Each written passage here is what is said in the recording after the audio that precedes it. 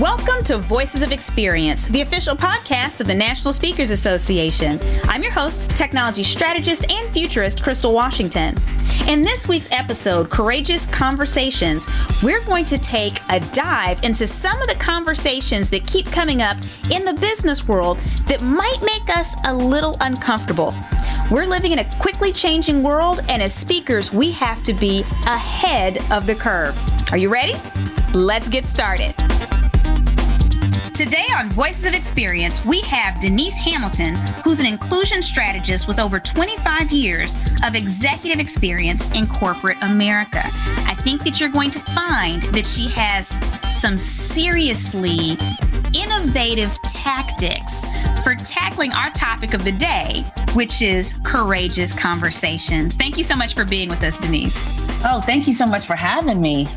You know, I reached out to you because you are one of the people I know that you speak in parables often, and you can take any topic, no matter how uncomfortable, and not even just talking about the many of the things that are recently on people's minds. I've known you for years. You could take one of the most uncomfortable conversations and have everyone in the room just laying their hearts on the table. And really, the fact that you do this in corporate America, in all kinds of circles, okay? And you know, VOE, we're not really political, but I mean, I've seen you do this, liberal circles, conservative circles, whatever. You have this way of getting people to open up. And so I'm excited that you're with us here today. I am too. So let's get to the first question, which is, we live in a time where I think organizations are more aware of a desire for diversity, whether that is a genuine internal desire or it's something in terms of externally how things look on their websites. It's happening more.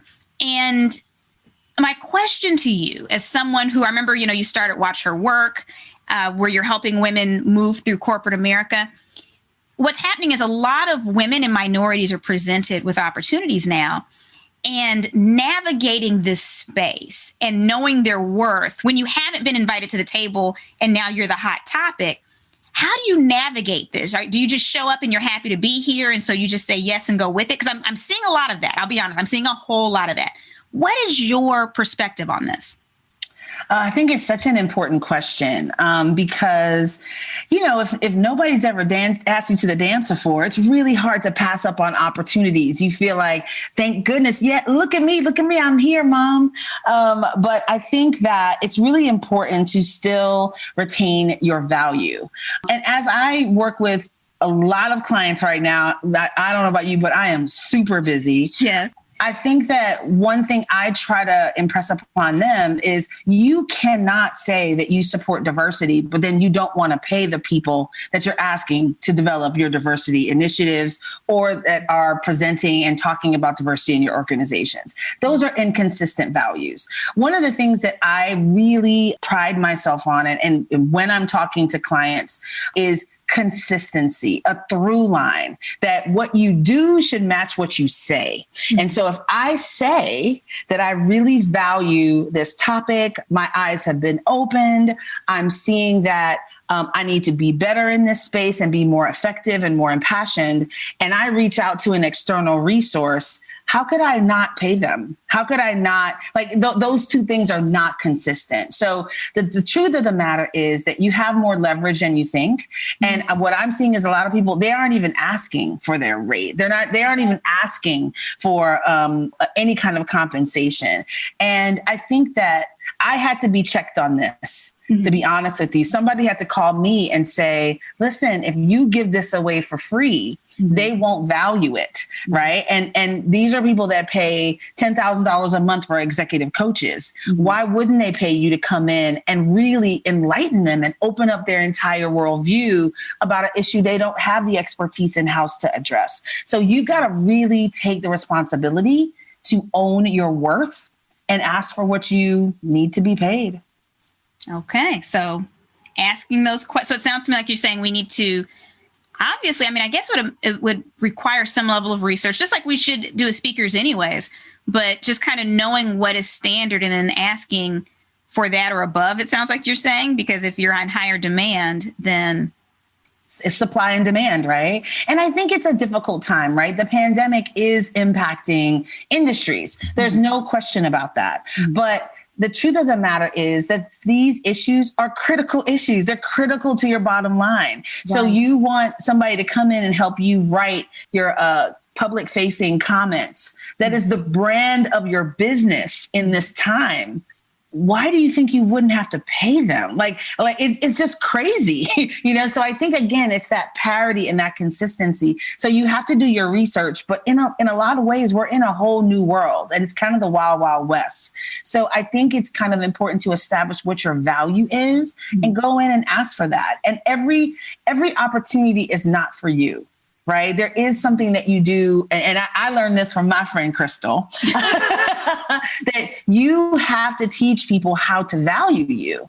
And so if I fill up my calendar with a bunch of people who really don't value what I bring to the table, I'm going to miss the opportunities that are with people that really do. And so I take a kind of an honest seeker approach to my business. If you're really sincere about this, then when I tell you what this is going to cost you, you're going to pay it. I'm a fan of that approach. So while we're going to continue on with courageous conversations, and a lot of these things that we're going to bring up today, people might cringe at first when we say them, but we're talking about moving through these things. So here's another one. We've gotten word from Washington that certain types of DEI training are not desirable. And what's happening is I personally know at least 6 speakers. So I know there's many more. I mean, this is my own personal circle who have lost contracts behind this because everyone is scared or trying to figure out, well, let's have our legal team look at it. How do you navigate this space? How do you suggest someone have a conversation with a client who sees the need for the training? They understand that they need this training, but now they're kind of scared to move. So walk with me, because this is a really different concept that guides me in how I deal with almost everything. Okay. Homeostasis. If you remember homeostasis from 9th grade biology, it was the kind of the efforts of a cell to let in and out nutrients, waste, water, whatever needs to happen to maintain an average state. Right? Mm-hmm. I believe every system in the world is like that. Mm-hmm. So your body is like that. If you're hot, your body sweats. Mm-hmm. If you're cold, your body shivers because it's trying to keep you regular, average, normal. Mm-hmm. When you try to do something extraordinary, when you try to readjust or reimagine what is normal, there's just like you're in your body, how your body regulates you to go back to normal.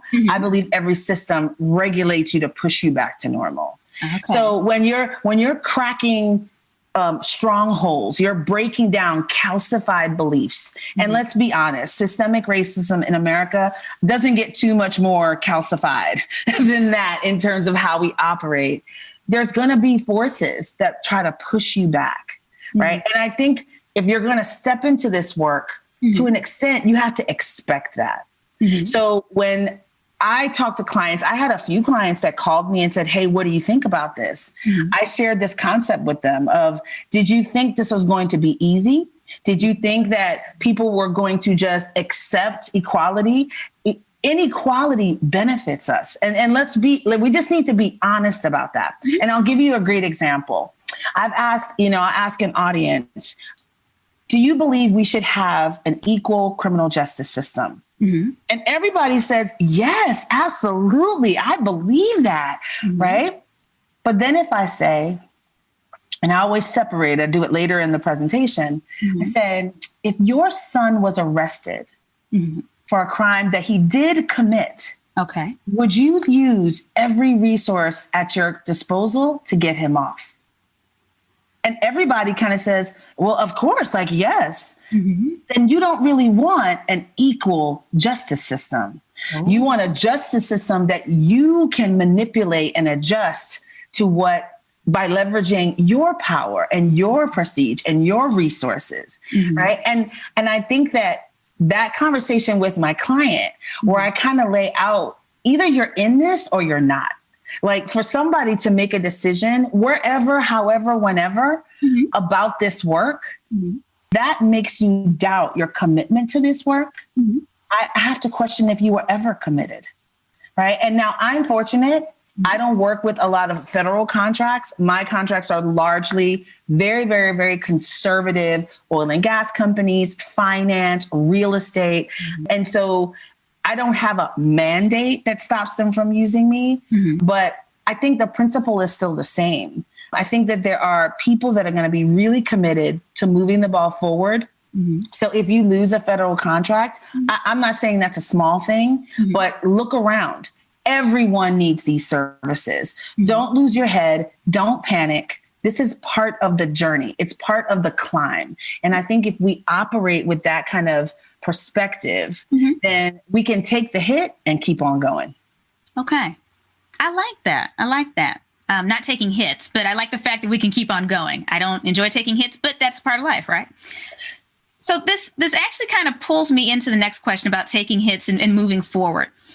We are in a position that I'm not sure we've ever seen in this country, where all of these topics that we have been taught to keep quiet are now on the table. And I'm not just talking about, I'm Black and a woman. I'm not just about racism and sexism. We're really seeing LGBTQ people right now concerned about, marriage equality and being able to maintain certain things. Can they adopt in certain states? There's all these things going on. We also have the increased awareness, rightfully so, on trans people and their vulnerabilities and how often they're victimized. And we have vocal members of the disability community who are saying, you're not going to ignore us anymore. We will sue you until you get your website right or until you do this or that. And you need to make sure to include us. So we're in this space now where we have to acknowledge all of these different things. And then one thing that I like to say, Denise, is that all of us in the United States are standing with our foot on someone else's neck. None of us are not, it's not intentional, but all of us have our foot on at least one or two, three other groups of people's necks. So now that these conversations are popping up, and sometimes even in the workplace or in business environments, how do we handle this? And with different opinions, right? Because on one hand, people get triggered on different sides, and it's not even just sides. I think that many of these issues are not just black and white, for lack of a better word, but I mean, it's people have different degrees. How do we get comfortable professionally discussing these issues, because they are impacting our bottom lines now? Such a fantastic question, and really the crux of the question, right? Because let's be honest, it's exhausting. This kind of thoughtfulness, when you haven't had to be this thoughtful, is really, it's taxing, it's draining, and that can be an excuse not to do it if we're not careful, right? So I think that one thing that we kind of gloss over is how important relationship is in these conversations. I think it's really funny when people want to come up to a coworker and discuss George Floyd's murder, when literally they have worked together for 3 years and you have never spoken to them. Right? Like there's a relationship predicated that you should have before you jump into certain conversations, right? And I think there's a thing about being legitimately interested in people that are different than you. One of the challenges that we have, it's just a human nature challenge, but it's particularly, I think, endemic when you talk about this topic, is we don't listen to people and respect their story.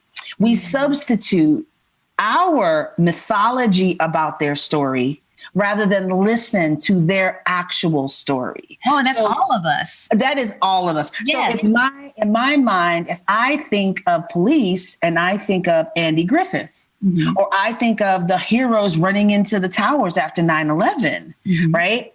If that's my story, I don't really have a place for Derek Chauvin.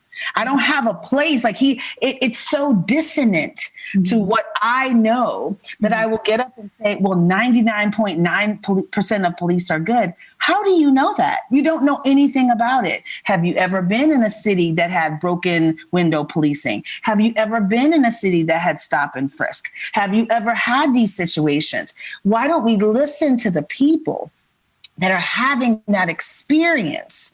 I don't wear a burqa. So if somebody asks a question about a burqa, I should pass the mic to somebody that wears a burqa. I don't have a disability that limits me in the workplace. So if I'm making systems and contemplating that, why would I not engage those people to get their firsthand contribution to that process? And so it's it's kind of a global concept that I think applies to almost everything. Listen to people, listen to them, incorporate their feedback into your overall policies, right? And I think also like there's a fundamental fairness that we have to trigger in ourselves. And we like to think of ourselves as fair, but let's be honest, we really aren't, right? I'll give you a good example. We know the marijuana business, the cannabis business is booming in the United States, and it's run virtually almost like 100% with white men. Now, let me ask you a question. Do you think those white men never smoked weed until it was legal? Exactly. Everyone laughs when I ask that question because it's ridiculous. That's why they got into the weed business, because they're experts at weed. Right. So let me get this straight. If one group of people smokes weed, they're locked out of educational opportunities. They're locked out of professional opportunities. Essentially, their lives are ruined. Another group does the same exact activity and they go on to make millions. It's just fairness, right? And when I speak with my clients, I'm very careful to not be super jargony.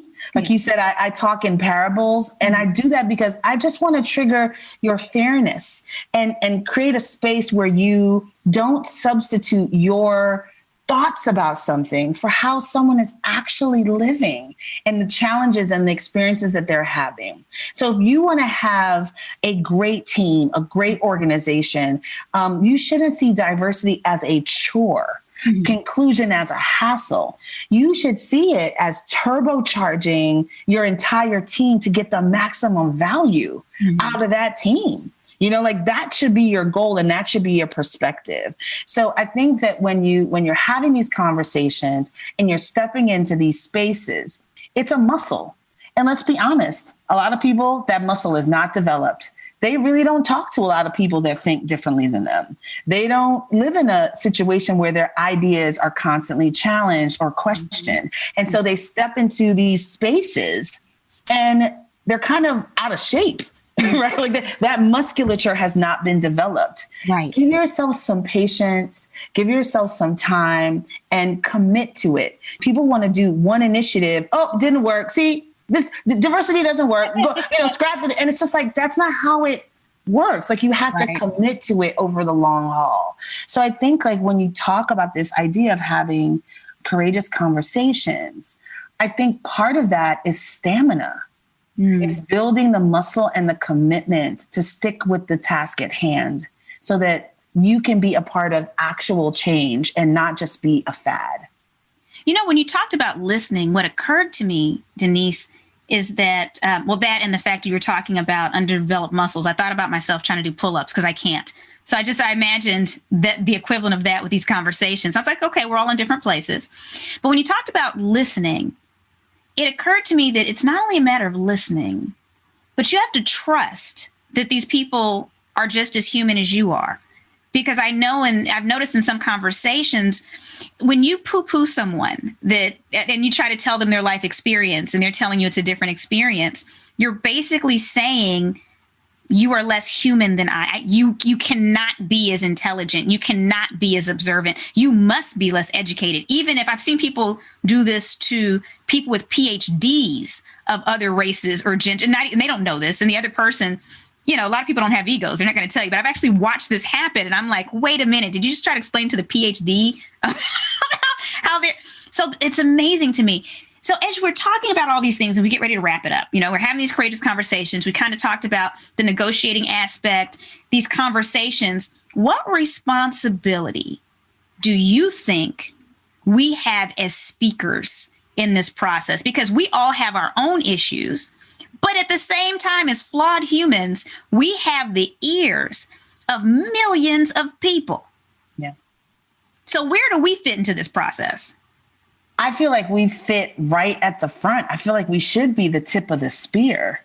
We should be modeling this behavior. We should be leaders. We should, Professor Galloway, famous speaker, I met him recently, and we just hit it off. Mm-hmm. And he sent me all of his pricing for the last 2 months, like everything that he's spoken at and how much he was paid. Mm-hmm. And he did that because he said, I can't say that I'm for equality, but I hide the ball and I don't share information. If it's going to help you grow, I want you to grow, right? To me, it's like that is putting your money where your mouth is and standing up on stages and making sure that you model inclusion, that you are, if you look at your slide deck and every face is the same color, every face is the same gender, that's something you need to look at. If you think about the folks that you're speaking to, the examples that you're using, really challenging yourself to push the envelope yourself. Because like I said, I think of us as the tip of the spear of the spear.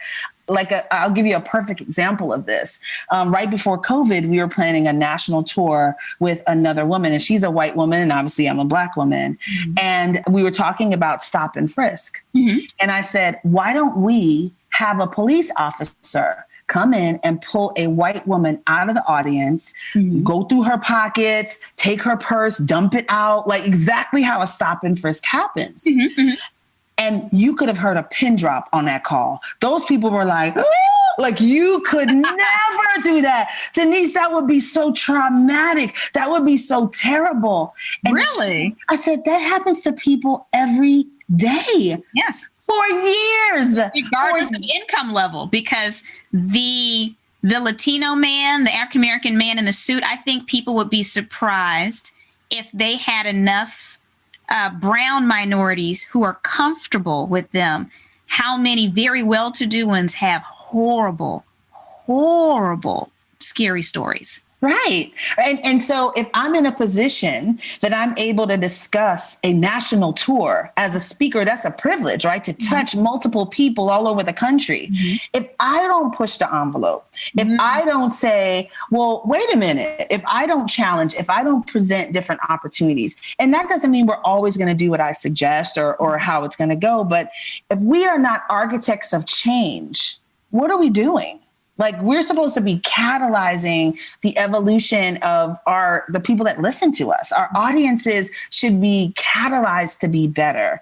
And if this is not an ingredient in our soup, what are we eating?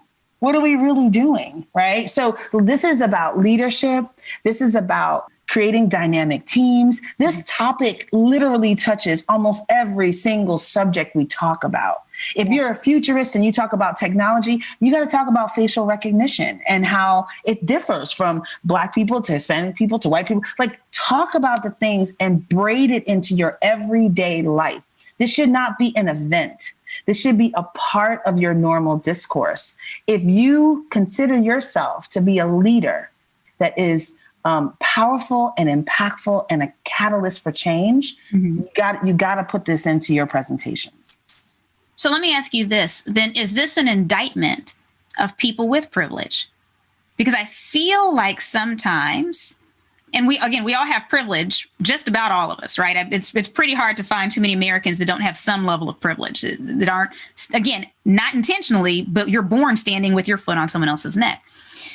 Do you, when someone says, we need more lower income, or we need more brown faces, or we need more women, is that an indictment of the people who are not those things? Because like I said, I think sometimes that's how people take it, that, this is bad. They're trying to take something away from me that I earned myself. What is your viewpoint on that? I think that's probably the most tragic dimension of this conversation is that people process this through the lens of scarcity. Mm-hmm. When this is about abundance. If I step into a room and there's 5 of us in the room, and I'm breathing, I'm comfortable with the amount of air.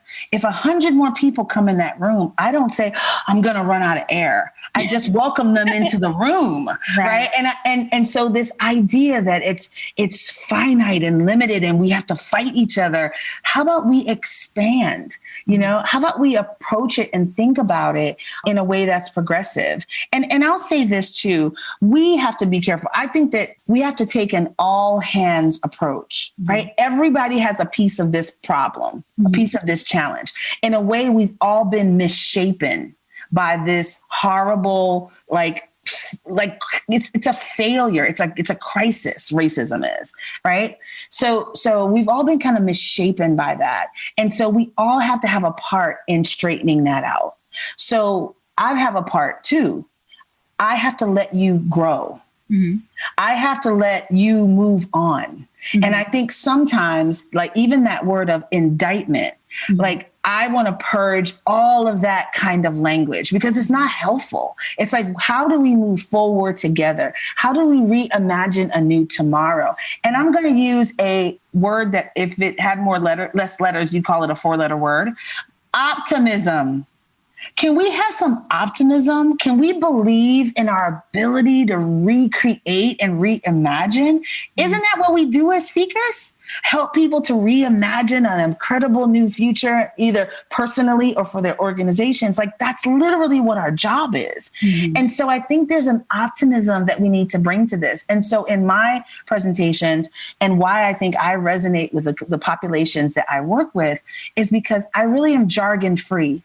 Because I think the language is so deficient. It's woefully inadequate. We have one word for racism.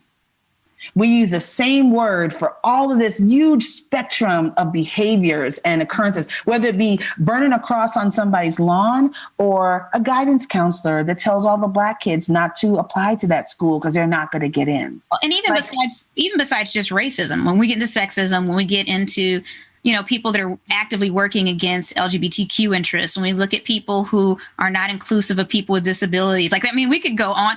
The fact that in this country, I think that it is still very much standard to have a certain degree of disdain for people that don't have much. The way that we look at the poor, Right. Which come in all different races, flavors, shapes, whatever, right? Religious colors.